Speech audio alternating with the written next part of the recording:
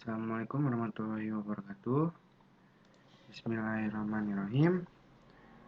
Alhamdulillahirrahmanirrahim. Wassalatu wassalamu ala rasulillah Sayyidina Muhammad ibnu Abdillah wa ala alihi wa sahbihi wa mawalah.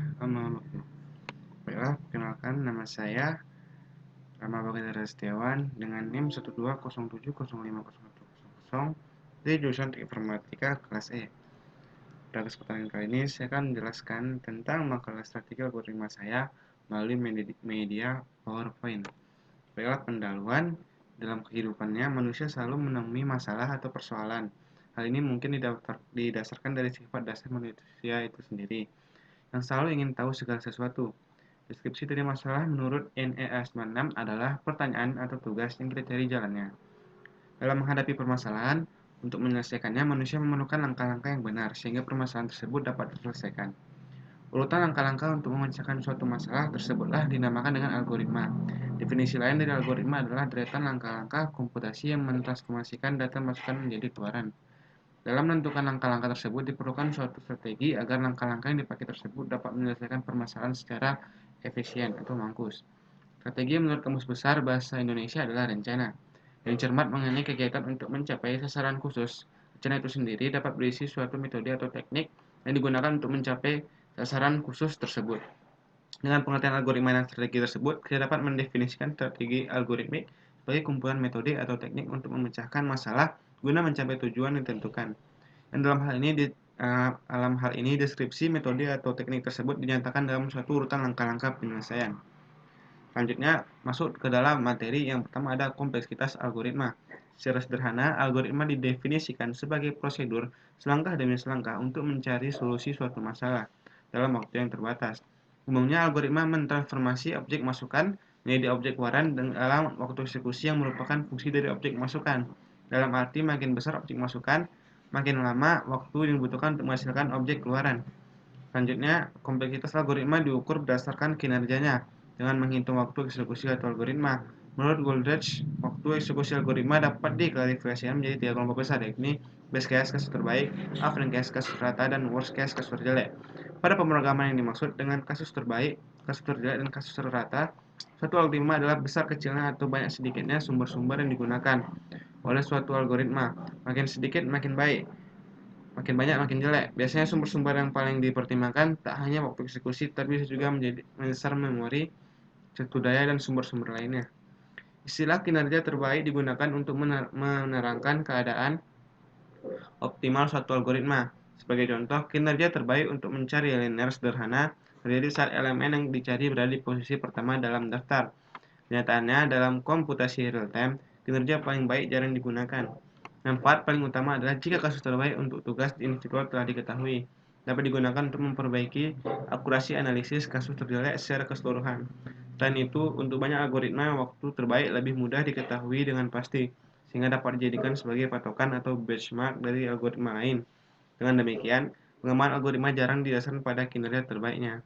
Kebanyakan akademisi dan praktisi komersial lebih tertarik untuk mengembangkan kinerja rata dan kinerja terjelek suatu algoritma. Selanjutnya, efisiensi algoritma. Ada sejumlah terminologi yang terlebih dulu perlu dipahami. Untuk mengukur efisiensi algoritma, biasanya efisiensi algoritma dinyatakan sebagai berapa lama ia dieksekusi. Berdasarkan banyak data masukan dinyatakan dalam DEF 2007. Sebagai contoh untuk kasus mengurutkan kata menggunakan metode brute force, di atas efisiensi algoritma adalah N faktorial. Bagaimana dengan kasus jika sebagian data yang telah terurut? Apakah efisiensinya bisa menjadi N faktorial per 2? Jawabannya adalah tidak, karena pembagian dengan 2 sangat tidak signifikan. Jika nilai N tumbuh menjadi sangat besar, biasanya suku konstanta kerap diabaikan, sehingga efisiensi tetap N faktorial, dengan penjualan suku konstan adalah 0. Selanjutnya masuk ke kompleksitas waktu algoritma. Kompleksitas waktu dari suatu algoritma adalah menghitung jumlah dari langkah-langkah perhitungan komputasi atau sembarang operasi yang dikerjakan oleh komputer. Ketika penyelesaian suatu masalah dengan menggunakan algoritma, sebuah masalah dapat mempunyai banyak algoritma penyelesaian. Contoh, masalah pengurutan sort ada puluhan algoritma pengurutan. Sebuah algoritma tidak saja harus benar, tapi juga harus efisien. Algoritma yang bagus adalah algoritma yang efisien. Efisien suatu algoritma diukur dari beberapa jumlah, waktu, dan ruang space memori yang dibutuhkan untuk menjalankannya. Algoritma yang efisien adalah algoritma yang meminimalkan kebutuhan waktu dan ruang Kebutuhan waktu dan ruang suatu algoritma bergantung pada ukuran masukan n, yang menyatakan jumlah data yang diproses. Dalam makalah ini, saya sudah juga mencantumkan hasil percobaan saya dalam membandingkan dua metode pengurutan sort antara merge sort dan bubble sort, yang sudah saya cantumkan data-datanya pada makalah saya. Selanjutnya, kesimpulan. Pakar komputer menggunakan durasi O besar sebagai alat untuk mendiskusikan berbagai tipe algoritma dan menganalisis kode yang dituliskan. Kemampuan untuk melakukan analisis, meningkatkan kode atau algoritma, dan memahami efisiensinya sangat vital untuk memahami ilmu komputer sekaligus untuk meyakinkan bahwa program yang dieksekusi lebih cepat dan atau lebih lambat daripada kode lain. Dengan demikian, efisiensi algoritma sangat krusial untuk dianalisis. Dalam tataran praktisi, notasi O besar sangat penting diketahui dengan penggunaannya secara tidak sengaja. Algoritma yang tidak efisien signifikan punya pengaruh pada kinerja sistem. Pada aplikasi yang sangat sensitif terhadap waktu, algoritma yang membutuhkan waktu eksekusi yang lama bisa menghasilkan keluaran yang sia-sia karena sudah kadaluarsa.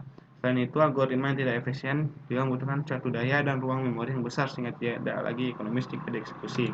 Mungkin hanya sekian yang dapat saya sampaikan. Mudah-mudahan apa yang saya sampaikan dapat bermanfaat dan dapat menjadi ilmu yang dapat diteruskan sehingga menjadi pahala buat saya dan yang untuk membacanya.